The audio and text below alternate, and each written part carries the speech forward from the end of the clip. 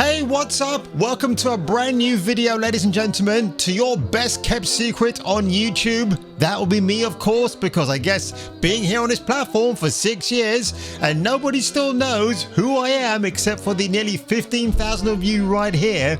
Well, what else have I got to do but put on a show for you?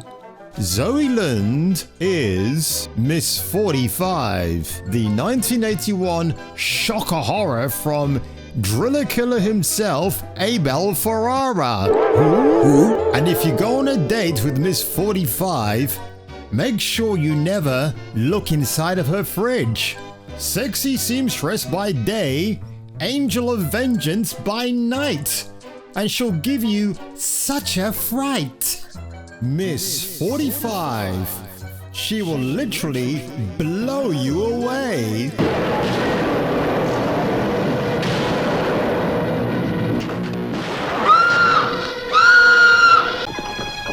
Someone is watching you.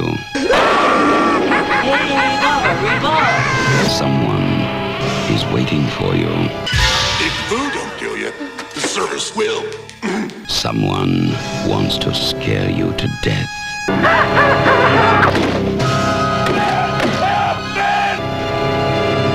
You won't be coming home. Trick or treat, bitches, with Kung Fu Hot Dog. In the wise words of Vince Neil from Motley Crue, you're invited but your friend can't come. But if your friend happens to be Zoe Lund, dressed like this, then by all means, bring her along for the extra company. But after watching Ms. 45 last night in absolute quiet and solace, I gotta say, this movie by Abel Ferrara, you know, the guy that gave you Driller Killer back in the day, Driller Killer, my god, there's some memories for you. I remember acquiring that video nasty, as they called it here in the UK, and just fast forwarding the gory bits, then going back to the in-between dramatic bits, and I thought, not quite sure if I like this film. I don't know if it really shocked me, but Abel Ferrara is the guy that gave you Bad Lieutenant with Harvey Keitel sat in the car getting his voyeuristic kicks at two chicks doing their thing. And also Led Zeppelin getting their knickers in a twist because one of their songs was used in the film, which has now been almost permanently removed. And of course, who could forget the King of New York with Christopher Walken, who walks into David Caruso's room and shoots him dead. I love that scene, and that film is absolutely great. I get it, King. Like King of New York, right? It's a movie I did years ago. I shot David Caruso in the face at a funeral. It's how I roll. So Abel Ferrara is quite the, I'm going to say he's an admirer of Martin Scorsese. Martin Scorsese. Remember him in Taxi Driver in the backseat of that car? And the things he came up with, that is still Scorsese's best acting role to date.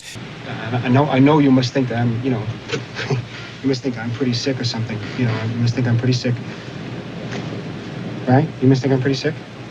But New York City here is just filthy, it's grimy, it's dirty, it's... Would you take your dog for a walk there? I wouldn't personally if I owned one, but that's the whole point, because Abel Ferrara is an economical film director. He shoots on a low budget, but he gets the most out of his cast. And that is something, folks, that we are missing in today's film industry. In fact, it's a bit of a joke when I say that, because what film industry do we have right now? It all runs on IMAX cameras now, getting big name actors, getting big name budgets. And in an era, folks, where films clock in at 2.5 hours and bore the living shit out of you, Ms. 45 only clocks in at 1 hour and 17 minutes. Now, I will say this much, if you're thinking about watching this film, and I highly recommend that you do not watch the trailer. Because when I watched the trailer this morning, thank God I did that, it gives everything away, which is really unfortunate. And I get it, because you got a film that's very ambiguous. It's a vigilante horror crime thriller. I'm definitely throwing the horror element into it for so many reasons that I'm not quite sure how they could have marketed it. So if you don't know anything about Zoe Lund, and I don't pretend that I do, but I did some quick research this morning, she was only 17 in this film. And I've got to say, what a transformation she has. halfway through the movie. In fact, she gives such a mature performance that you would be remiss to actually think she was only that age. I mean, she comes across like she's somebody in her 20s. Now, to give you a bit of a quick rundown here for you, ladies and gentlemen, of the movie, Zoe Lund plays Thana, a seamstress on the Lower East Side of New York City, where she works for a rather camp male boss who really leans into the stereotypical fashionista who likes to get on with the girls and maybe is one of the girls. And I gotta say, her co-workers are a pretty good looking bunch of women, and they're very nice to Thana. Why are they nice to her? Well, I can't tell you that, because when I watched this film for the first time, I was wondering why the performance of Zoe Lund is rather no dialogue at all. And then, of course, it dawns on you as to why. The film doesn't actually lecture you about her condition. You actually find that in due course, or if you're quite an intelligent member of the movie-going audience, you'll know who and what she plays. So I thought that really lent itself into the movie. And unfortunately, on her way home, she is brutally assaulted by a masked assailant. And this is in the first 15 minutes of the film.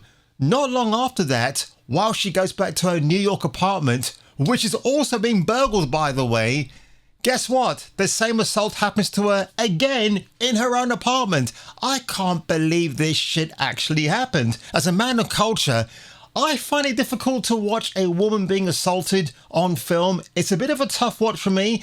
But in the way this is all done, and again, you got to remember, Zoe Lund was only 17 when she made this film.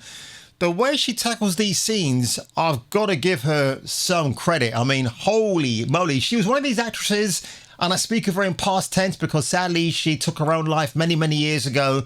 But she was really one of these women that just kind of got in there and just wanted to have fun with it. And I've got to give her some credit. Now, what happens after this encounter with the burglar? She kills him.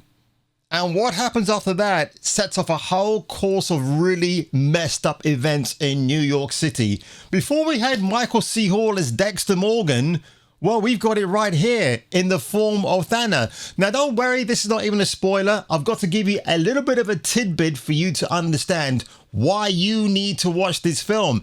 Also, is this film a female version of Paul Kersey, Charles Bronson, Michael Winner, 1974's Death Wish? Yes, it is, but I will say the protagonist/antagonist in this film is a lot more attractive than Charlie Bronson, if you know what I mean. And I'm not throwing shade on that man because I absolutely love myself some CB. But back to the film here, folks. And I will say that there is some, how shall we say, taking a bit of liberty with the license here in terms of what Thana does to remove the body from the scene of the crime, which is yet not a scene of the crime because the police are hardly involved. And honestly, there are a lot of moments in this film which I will call, oh no moments, because there are. It's like your eyes, you think, are playing tricks on you, and then suddenly when you realize what's happening in terms of the disposal of this burglar's body, you either laugh at it or you do start cringing inside. It's a bit of both, actually, and it's a credit to the editing in this film and Abel Ferrara's direction that you really do feel your stomach turning inside and out.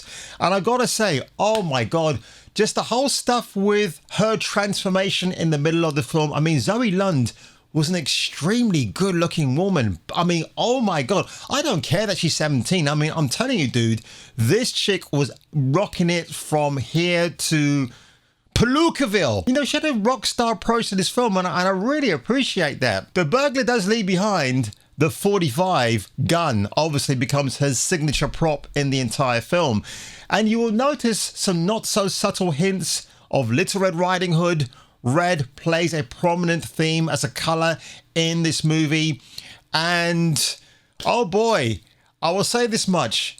There are some men, because this is a revenge thriller, that deserve their comeuppance. And there are probably one or two cases where they didn't. And yeah, that's why I was a bit like, oh no, what are they doing here?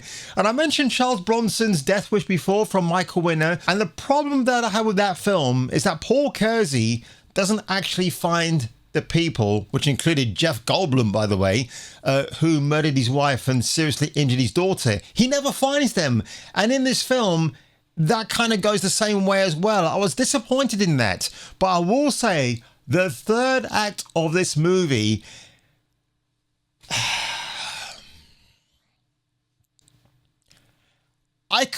words just left me dumbfounded. Don't go on Wikipedia and read about this movie if you're bored at work, because it will spoil your enjoyment. That's all I'm going to have to say on that one. And you know, Martin Scorsese, we had his 70s gritty, dirty version of New York. Abel Ferrara can't be touched. His depiction of New York City in this time period is absolutely incredible. He's a very underrated film director. He's definitely got cult status. And you know, in an era of the girl boss, because we can't get enough of that, can we, Marvel? You know, Milla Jovovich, somebody who sees herself as a pioneer of the girl boss of action and horror films. No, she's not. There have been people way before her. In 2006, she made a crime thriller called Point 45. Is it similar to Ms. 45? There are some elements, and that's where I just stopped watching the trailer. I thought, holy shit, Miss Jovovich has no shame in ripping off other much more revered titles like Ms. 45. So if I were you, give Point 45 an absolute miss and the big old finger. Now, I watched a DVD rip of this film last night on my computer, so obviously it's got a good graphics card. It made everything pop out. But I'd forgotten I'd pre-ordered this film on Amazon, the Arrow Blu-ray 4K release, and I can't wait to get it because holy shit, this thing is going to look amazing on a second time watch. You know, the soundtrack as well is fantastic. Everything about this film is fantastic. The experience that I took away from it was that I didn't not once look at my watch or my phone to do anything. It's one of those films you can't be distracted from because it will really hook you in. The performance of Zoe Lund is just incredible. And I do believe earlier on in the movie, you see in the trailer where all these random New Yorkers are wolf whistling the girls saying, "Come on, baby. You know, do you want me to sit?" This guy says, "Do you want to sit on my face?" And the answer he got back was just absolutely well deserved. But I believe these are extras. I don't think they're paid actors. And honestly, this film, I don't know how quite to phrase it, but I'm going to find the best way to come up with some words. But Zoe Lund is the pinup girl I never knew I wanted. The poster girl. I'm going to call her the poster girl on my wall in my room. I'm going to find the poster for Ms. 45. It was known as Angel of Vengeance, and that's why I had heard about this film. I didn't realize his actual proper title was Ms. 45, which is a lot more better. But Angel of Vengeance, it sounds like a B movie, and some people would call it a B movie. I think it's fair to call Ms. 45 that, but it's just a very well-made B movie. I mean, you wouldn't get people lining up around the block to see it, but it's definitely got its very own cold cult audience. And there's some other great supporting cast members in here as well, like the landlady, Ms. Masano, I think that's her name. She's kind of a bit of a goofball, crazy chick. Some funny shit happens with her and her dog, Phil, by the way, as well. And I won't say any more about that one, but oh my God. If you have to own a film in your Blu-ray 4K collection, Ms. 45, because she will literally blow you away. And rest in peace, Zoe Lund. Wow, you were a tour de force. For the short time we had you on the big screen, but there's another film that she made, which is kind of similar to this, called Special Effects, with Eric Bogasian as a seedy film director that sleeps with these actresses. It's really bizarre. When I saw the trailer, it's directed by Larry Cohen. I thought, you know what? I'm going to have to give this film a watch as well, but I can't praise Ms. 45 enough. It is such a terrific film. And if I've left anything out, well, I might have to refilm some stuff later on, but I think I covered everything in this movie that I needed to. I mean, it's just what a shame that Christopher Walken wasn't in this movie. That would have been something special. But if you ended up enjoying my Halloween review today, folks, for Ms. 45, make sure you leave a like below, smash that subscribe button. And if I were you, and if you were me, I will definitely catch up with you on the next video. Tune in next time, Space Freaks, and hear your doobry go ping in the next gripping installment of Kung Fu Hot Dog.